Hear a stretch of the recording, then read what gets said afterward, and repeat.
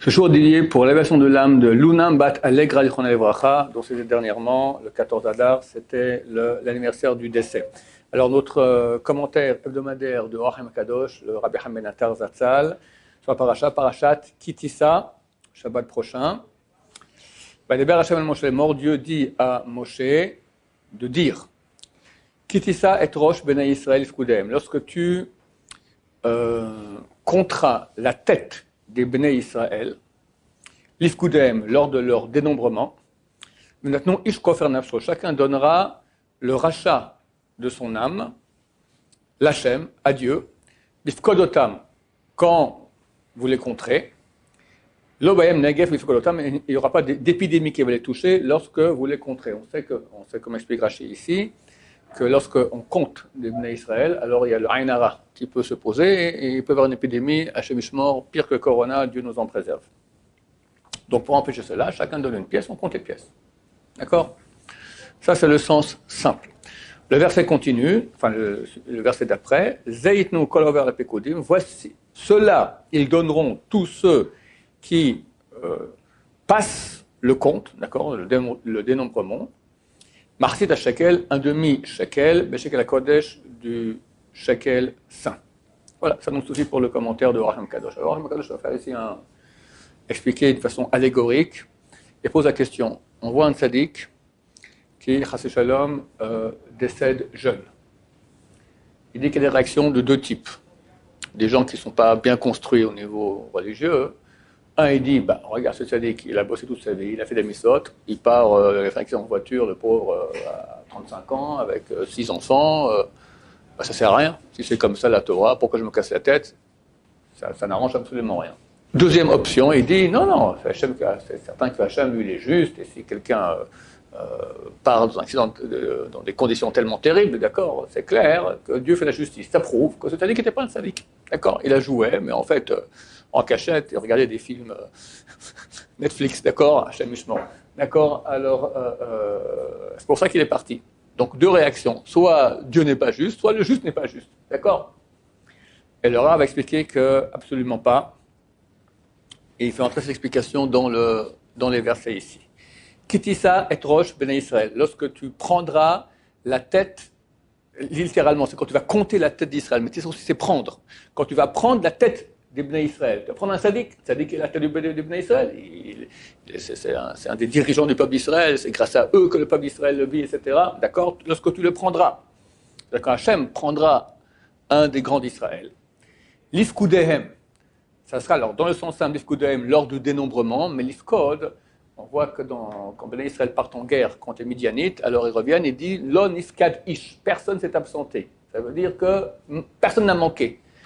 On dit aussi je crois bien en arabe, on dit blabes. Blabes, en hébreu, c'est balipaket moshavo, que son siège qu'il soit pas absent de son siège, d'accord ? Donc nifkad signifie, comme ça vous dites, n'est-ce pas ? Non, au Maroc, je crois qu'ils disent comme ça, blabes, d'accord ?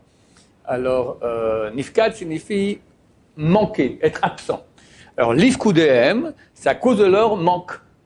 Quand tu prendras la tête des Bnei Israël, un tzaddik, c'est à cause de leur manque. À Bnei Israël, ils font des péchés.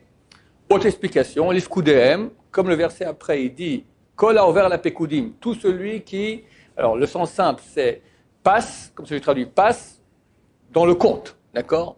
Mais en vers, on sait aussi transgresser à la pekudim sur les ordres. Pekudot, ce sont des ordres, d'accord ? Ils vont transgresser les ordres de la Torah.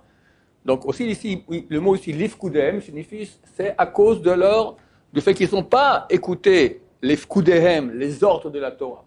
Deux explications de l'ifkudehem, ou le manque, qui n'ont pas fait les mitzvot, ou le mot l'ifkudem qui signifie les mitzvot elles-mêmes, d'accord ? Les ordonnances, ils n'ont pas. C'est à cause de cela que la tête est partie. Alors, qu'est-ce qu'il doit faire ? Chacun doit donner maintenant le rachat de son âme. Parce que si le tzaddik est parti, c'est à cause de vous. D'accord ? Donc maintenant, il ne faut pas que ça continue.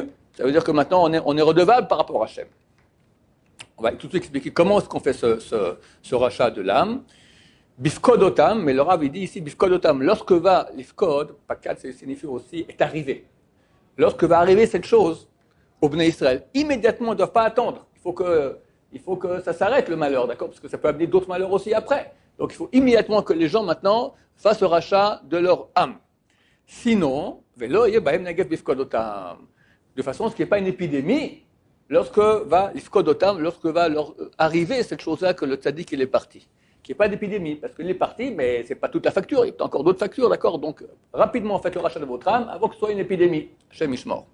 Comment on fait ce rachat de l'âme? Zeitnu kola over apekudim. Ceux-là donneront tous ceux qui rentrent dans le dénombrement, ceux qui ont transgressé les péchés. Zé, c'est quoi ce zé? Le Rav, il dit qu'il y a un midrash qui dit que comme le roi d'Israël est obligé d'écrire, il doit avoir 2 Sefer Torah. Chaque roi d'Israël, il doit avoir 2 Sefer Torah. Un qu'il a chez lui à la maison, un miniature qui porte sur lui. Comme ça, sans cesse, il est en étude de Torah, il se rappelle ce que dit la Torah, il fait attention, d'accord, il va dans la rue, il fait attention, etc., pas par la shonara, par ce qu'il ne faut pas, il est juste, d'accord, parce qu'il porte la Torah. C'est marqué qu'Hachem aussi, c'est le roi du monde, alors il a en face de lui une Torah qui est écrite. Et le Rav dit, quand c'est marqué ici, Zé, voici ceux qui donneront, alors Hachem dit, voici à Moshe. Sur quoi dit voici? Sur une chose qu'il a devant lui, c'est faire Torah. Voici, c'est comment le kofer nafsho, c'est comment le rachat de leur âme, ça, voici, ça, étude de Torah, il faut étudier. Et le pauvre qui ne sait pas étudier, il n'a pas eu la chance d'aller à la yeshiva quand il était jeune. Le pauvre, et j'en profite pour dire aux jeunes gens, pour l'année prochaine, venez à la yeshiva, parce qu'en un an, tu apprends à étudier la Torah, ça vaut la peine pour toute la vie après, sinon tu restes un ignare. Alors, ces pauvres gens qui n'ont pas eu le mérite d'étudier la Torah, alors qu'est-ce qui se passe avec eux? Ils donnent Marcita Shekel. Il y a une autre solution, tu donnes de l'argent pour que les gens étudient à ta place. D'accord? Grâce à cet argent, on va étudier. Donc tu as un mérite d'étude, mais ce n'est pas aussi fort que si tu étudies toi. D'accord? Les gens qui disent je vais faire beaucoup d'argent, je vais étudier beaucoup de chivotes, ça vaut moins que ton étude à toi privée. D'accord? Étudie-toi, il faut aussi de l'argent, je ne suis pas contre, d'accord? Mais étudie parce que il faut que toi tu saches étudier la Torah B'Ezrat Hashem. Sinon, avec l'argent, c'est quand il n'a pas pu, c'est pas de sa faute, d'accord? Il n'a vraiment pas pu. Alors dans ce cas-là, l'argent qu'il donne, il a aussi une valeur d'étude de Torah. Voilà, ça c'est pour le. Et je rappelais 2 histoires qu'on voit avec cela. Le frère de Baba Salé s'appelait Baba Haki. Yitzhak, chez les Marocains c'est Haki, Baba Haki, d'accord?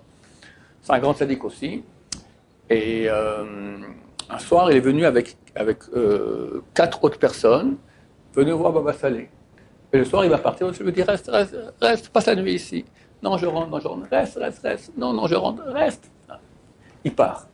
Baba Salé dit à son ami qui restait ici, il enlève ses chaussures, il dit voilà, maintenant, mon frère va mourir en accident de voiture, lui et 4 personnes, et grâce à cet accident-là, hélas, 50 000 juifs qui devaient mourir ne mourront pas. Ils devaient mourir de morts bizarres, des maladies, des accidents, tout ça, ils auront la vie sauve. Il se met à pleurer, il s'est déjà mis en situation de deuil alors que son frère est encore vivant. Et il y a eu un accident de voiture terrible, ils sont morts les 5.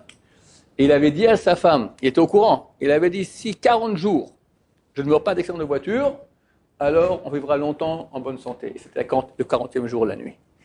Ça lui a dit reste, non, il est parti comme ça, et hélas, ce qui était arrivé. Le